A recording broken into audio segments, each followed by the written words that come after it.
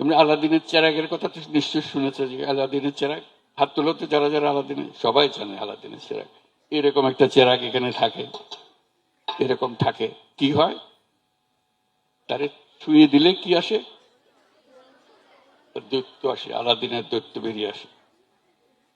দৈত্য এসে কি বলে?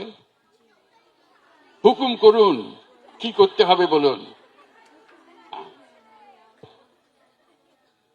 এবং তুমি যদি বলো যে ও এই আমাকে এই পুরা শহর নতুন করে বানিয়ে দাও, সে মুহূর্তের মধ্যে নতুন এক শহর তোমার জন্য বানিয়ে, হুকুম করেছো, সে বানিয়ে দিয়েছে।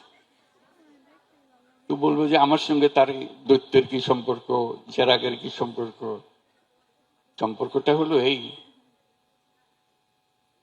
তোমাদের কাছে সে চেরাগ আছে,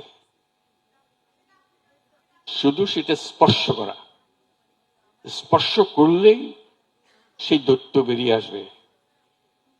এবং তোমাকে শুধু বলতে হবে কি, তাকে কি হুকুম দিবে সেটা বলতে হবে। এখন ধরো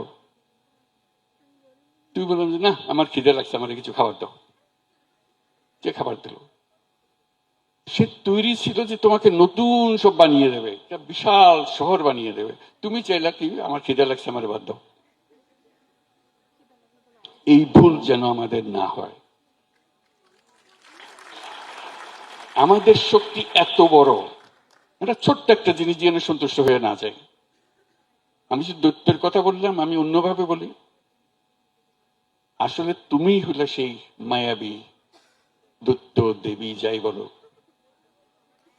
তোমার ইচ্ছা, তোমার সে শক্তি, তোমার সে শক্তি আছে, তুমি যা ইচ্ছা করো সেটা তুমি পূরণ করতে পারো।